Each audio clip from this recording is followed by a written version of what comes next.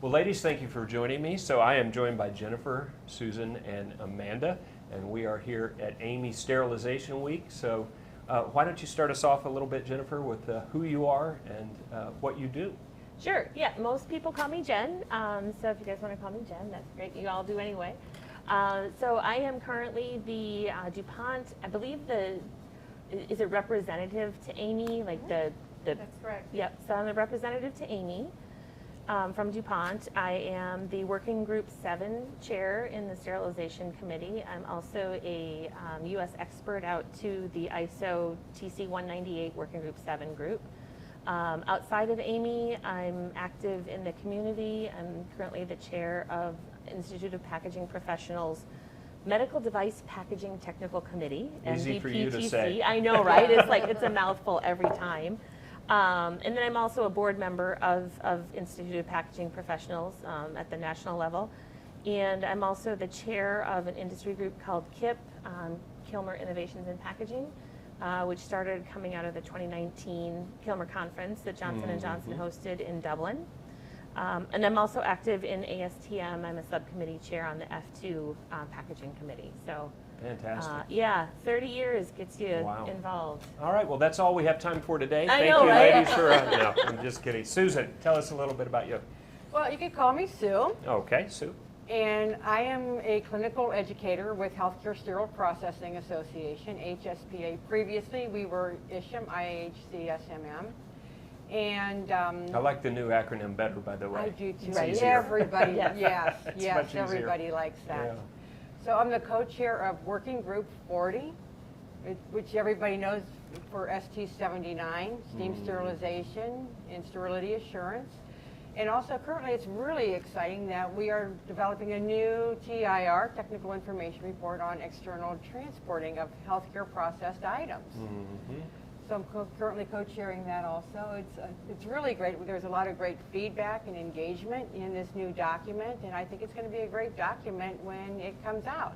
All right, well, we're going to dig into that more for sure. So, Amanda, you want to introduce yourself? You may need no introduction, but do it anyway. Well, I'm Amanda Benedict, Vice President of Standards here at AAMI. I've been working with the sterilization group since I came to AAMI about 7 years ago, and it's a wonderful group of people. Sterilization Standards Week is, for those who don't know, it's a group of working group meetings and our overall parent committee in the U.S. tagged ISO TC 198, and we meet together to leverage the availability of experts who are part of many different working groups, and there's so many crossover issues that come up in multiple working groups, which is part of what we wanted to talk to both of you about today. Now, Working Group 7, which is packaging, and Working Group 40, which is Steam Sterilization Hospital Practices, both have their own meetings this week. But we're seeing packaging of increasing importance, particularly in healthcare facilities. Yeah, and a lot of considerations that hadn't really been thought of before. Yeah. Now, there is some content in ST79, but there's going to be even more in TIR 109, which is external transport of medical devices processed in healthcare facilities. So, Sue, I wanted to ask you a little bit about the background. How did this document come to be? And what are you thinking of as far as packaging considerations to go into that? We're seeing more and more that healthcare facilities are having centralized processing centers, be them commercial or owned by the hospital. And also some hospital systems may have one low temperature sterilizer at one facility, and so they're shipping the other items to that facility for sterilization. That's one of the issues that we've been encountering. The other thing that's really good that we've been talking about is this partnership between us and packaging. A lot of us didn't, a lot of us in user organizations, we didn't realize what all goes into packaging. And as we've been meeting, we have packaging manufacturers with us, and we also have, equipment manufacturers with us, and they've really shed a lot of light on this. As we send items across the town, maybe a drill set is needed across the town, and I put it in a car, nice tote bin, of course, to maintain the sterility of the item, and I send it across town. What we didn't take into consideration is the shaking and the shocking that goes into that device. Yet the manufacturer, when they send it to me for use the very first time, it's very well protected. There's no shaking, no shocking that goes on. And we weren't aware of that. So that's something as users, working with manufacturers, that we're learning. And from packaging manufacturers, there are certain ways to package the items. And I think it's very enlightening, I must say. There's been some really good conversations, There absolutely. has. Well, There I think has. on the manufacturer industry side, what we're discovering is what we thought we knew, there's more. Like, there's more behind what we thought we knew. Like, we knew that healthcare facilities took off the shelf carton when it, gets into their stores because they have small storage areas. But what we weren't necessarily as cognizant of is that, like what Sue is talking about, central stores or central processing that feeds out to a healthcare system, multiple hospitals. And that's an increasing issue. Huge, It yeah, is, yeah, yes, absolutely. So we don't necessarily test for those sterile barrier systems to be on their own in being transported. We test them as a packaging system with all of its protective packaging around it. And so we've had some really good conversations, both in the TIR 109 work and then also in the KIP group that fosters that what's happening in that last 100 yards. So getting some real world information on, what happens to the device after it lands in the facility and then, where it might go from there and how it's getting there. Yep. I'm sure you've heard some really interesting We stories. have. There's been some outliers Uber. out there. Yeah. Uber is one. DoorDash. Yeah. DoorDash for Yeah. many DoorDash, boy. bikes, And yeah. did you hear golf carts at one point Yes, too? I was just yes. like, what? Wow. Yeah. Which, all joking aside, means exposed to the elements in a different Right. way, and yeah, Yeah. those are all. Yeah. So this is a trend that started how long ago? Because I've heard about this trend as well, that there's increasingly the centralized, and then we're distributing, distribution It's center been model. creeping for quite a while. Okay. And so as users with TIR 109, what we're trying to do is to protect the integrity of the item. Mhm. And so in this guidance document, it'll tell users, when you package an item to send it, think about the shock, the vibration, and most importantly, protecting the sterile integrity of the item. And that's going to be TIR 109. Okay, excellent. Where exactly is the document right now in development and what are we expecting as far as timelines? I know it can be really difficult to pin that Yeah, down. yeah, good question. We're currently still developing the first draft, and I think that after this go-around, this commenting period, I think we're going to be ready to go to the first voting draft. Oh, wonderful. Okay. Yes. A lot of engagement. Yeah. There's been a lot of people very passionate about this subject. So let me ask a little bit about Hilmer Innovations in Packaging. You Yeah. mentioned the last 100 yards, and I know, Sue, you've been involved in Yes. that as well. Yep. Is there an intent for the research and the feedback that's coming out of that to feed into the standards so that there's more of that relationship? Yes, I think it's probably going to be a byproduct of the work. So the work isn't being done with the intent to get it into the standard. It's really more, we're trying to discover what's going on and does it matter, right? And so if it does matter, that's where we would go about how do we get this into the standards? How do we get it socialized so that people know that the situation is happening? Because I think that a lot of times you can't necessarily see that something has happened. And so it's really, there's an awareness factor, and then there is the let's get it into practice so that people actually execute it, so that patient safety is always top of mind and becomes just the way of doing the process, as opposed to maybe a few different ways of doing things. Like, let's identify the best way to do it, and then let's get it in there. Yeah. Okay, so really helping to shape the way things are done going forward. Yeah. Good. So one of the things I think Sue and I have noticed significantly is the conversations that are happening and the discoveries that, like, almost every single meeting we have, it's like light bulbs go off for both sides. Yeah. And we had that one study, the repetitive handling study, Mm-hmm. and it brought a lot of things to light. It was a great study. It was from KIP, Yep. showing the effects of handling on packages. More So times it changes hands, changes locations, changes, it just It begins to increases degrade. the potential for debris, which can sometimes potentially be, carrying contaminant. Right. So, yeah, it improved. And The less you handle it, the less it is on there. And if you don't even handle it in the first place, Right. you keep it in its Even better. protective container, there's nothing. that's the best way to do it. Yeah. Absolutely. We also identified that it's the person. Some people handle it a little more roughly than other people. And the other thing that we identified, getting back to your point about keeping it in the protective barrier, is the the bin that it's in can also get some debris in it. Yeah. So a lot of really good information came out Yeah. of that study. Yeah. Well, and in conversations that happen in the TIR 109 meetings as well, like Yeah. all of the different perspectives that come out, like, can we get our bins from Walmart?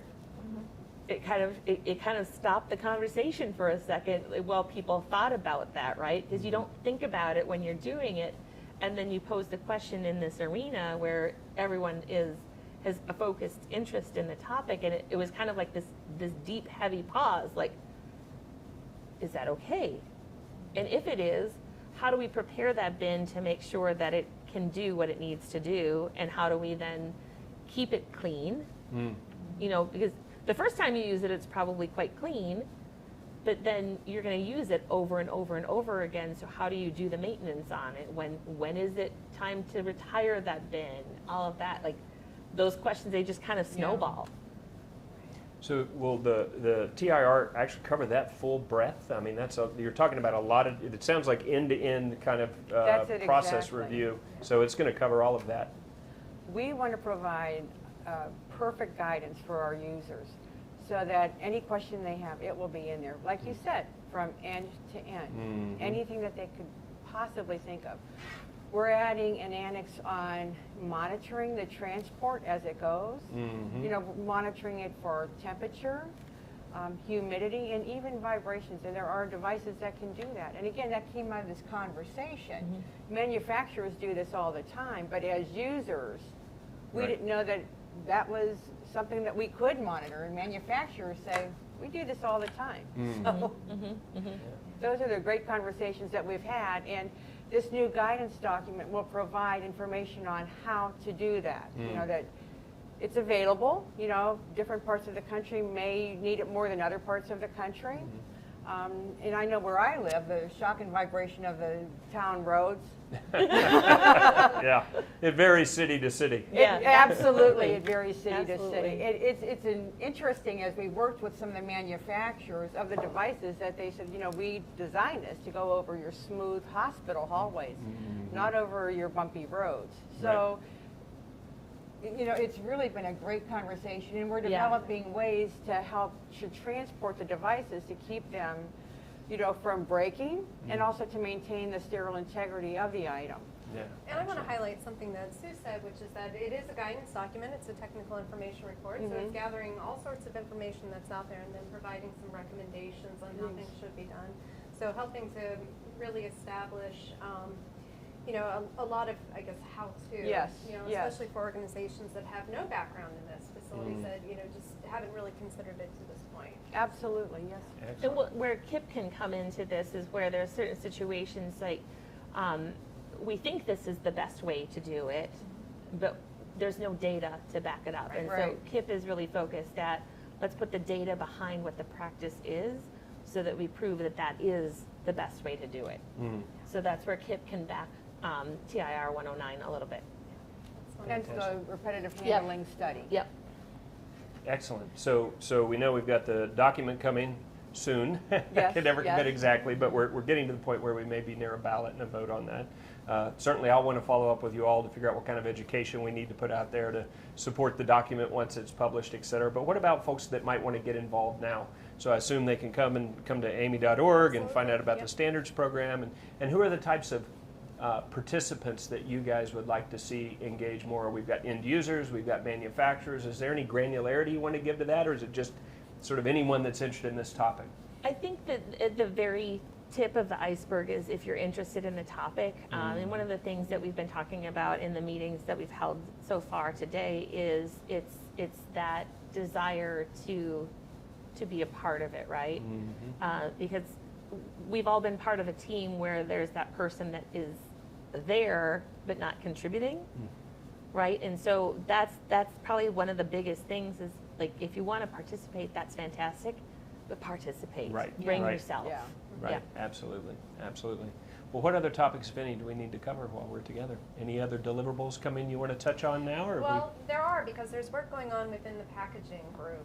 Yeah. So we have, this is the group that feeds up the U.S. perspective into ISO documents. Mhm. So there are a couple of amendments that are under development Yep. for the ISO 11607 series. Yeah. And those are hopefully bearing down on being completed. Jen, I don't know if you wanted to talk a little bit about what those encompass? Yeah, so the original revision was, it came out, I think, in 2018-19 and early 2020 for the two different parts that we have.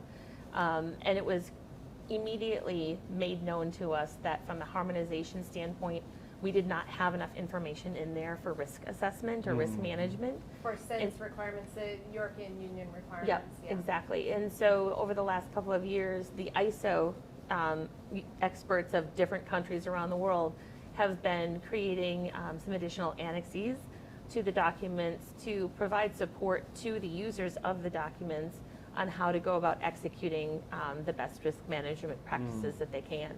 And so we just had a ballot on that. We'll be talking about that this week. We'll also be talking about the adoption of the SEN version of 16775. Yeah, national adoption of the ISO documents. Yes. We have the opportunity as the U.S. to make that a U.S. document. Yep.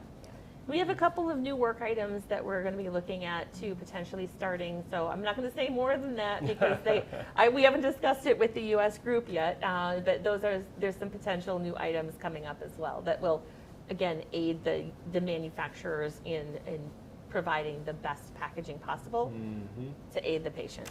Fantastic, fantastic. There's a lot going on. Yeah, it's good to see the collaboration too. Absolutely, absolutely. Well, ladies, thank you. I really appreciate it. It's an education for me always, and I'll say on behalf of everyone, thank you for what you do because I'm a patient. Everyone's a patient. It's unbelievable what it takes to drive that safety all the way down to the end user. So thank you, and we'll look forward to more updates in the coming months. Wonderful. Thank you. Thank you very for much. inviting us. Absolutely.